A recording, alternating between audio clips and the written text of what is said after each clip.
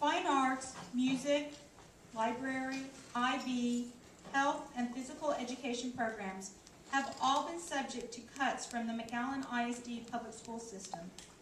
Members of Hidalgo County Texas Democratic Women and Stonewall Democrats are committed to having well-rounded students. What is your plan to appropriately fund these public education programs for McAllen ISD students? To attain an excellent education, and that fundamentally that is a well-rounded one.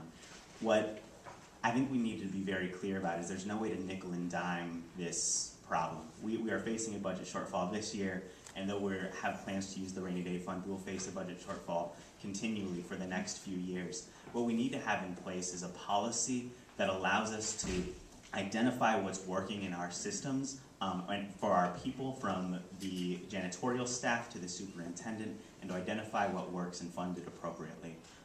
We currently do not have a closed system that allows us to evaluate our educators, to evaluate our administrators, and not simply to evaluate to fire or to hire, but to evaluate to allow growth and development for our people. I believe very strongly that our students deserve a system and board members who will be willing to enact the difficult policy, take the long view, and understand that we cannot just get around this problem by making shortcuts.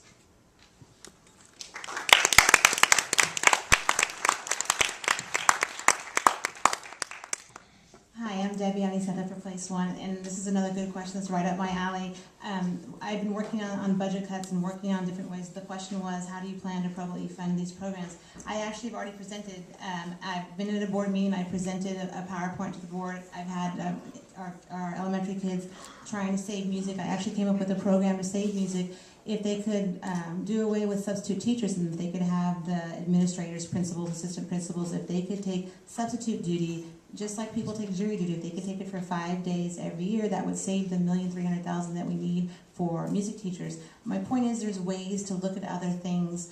I know, like Miriam was saying, there are cuts that have to come down, but there are other ways. I think when we're talking about PE and cutting PE, I think we need to be very clear that if a school has 900 people and 500 people, you can't just go across the board and say everybody gets one PE coach. You have to look at that school that has 900 and say, well, maybe they get 2, and maybe the school that has 500, and maybe they only get 1. I think there are solutions. It's talking to the community and coming up with those solutions. Again, I'm Debbie.